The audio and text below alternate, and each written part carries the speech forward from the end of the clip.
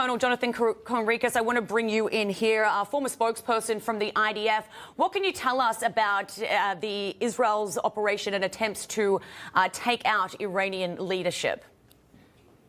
Yes, good morning to all of you.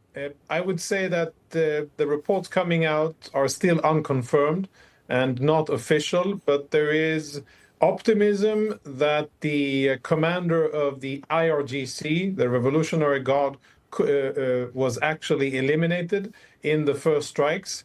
I understand that various senior political figures were also the actual target of the first strikes that occurred a few hours ago. It's still unconfirmed whether or not they were killed. The Iranian regime has issued statements that the so-called supreme leader Khamenei is safe and in a secret locations. I'll believe it when I see him actually alive and speaking. Until then, it's still unconfirmed. But what I think is clear is that we're looking at a monumental historic moment in the Middle East. Help was promised the Iranian people. Help is now has now arrived. And even though this will mean violence and missiles raining down on Israel and we'll be in shelters and we'll have casualties, at the end of the day, I think we're looking at a very positive development, which has the potential to do very good for the region.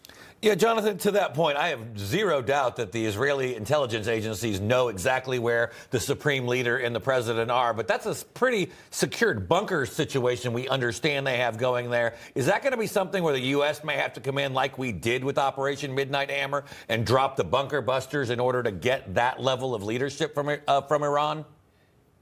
Yeah, I think you touch on the topic which is really super important here, and that's the level of advanced planning and coordination between the U.S. and Israel. This isn't my first rodeo, and I've seen planning of operational activities. This is as intimate and as close as I've ever seen the U.S. and Israel operate, sharing intel, preparing, rehearsing, and then delegating different targets based on capabilities, whether it's, Tomahawk missiles or air-delivered ordnance, depending on the different capabilities that the U.S. has that Israel doesn't. I do not know which missiles actually struck the bunkers and the warehouse or the facility where Khamenei or Pezeshkian, the Iranian president, were.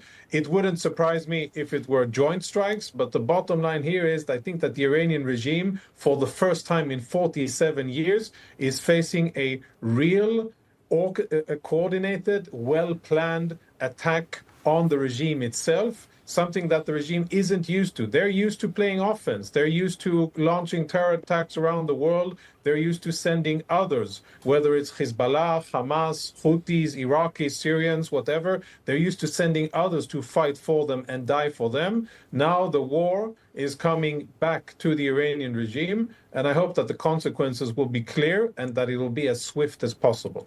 Yeah, Jonathan, the IDF has confirmed that it's now mobilizing 70,000 reservists that have now been called up.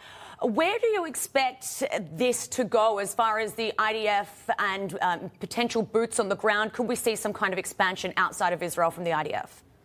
No, we're not. That is not the posture. These aren't maneuvering units. We're not talking about maneuver divisions. We are talking about enforcing the defense and strengthening the defensive posture within Israel, strengthening air defense units that will be on, of course, very high level of operations. The Arrow unit, which is the tip of the spear in terms of the biggest part of the shield of the Israeli air defenses. And we're talking about additional infantry troops to Judea and Samaria and to our border with Jordan to make sure that we are well prepared for any possible ground attack against Israel, and perhaps to send a message of deterrence to Palestinian terrorists and others not to get any ideas about attacking Israel. Nothing expansive in this sense, but defensive in posture.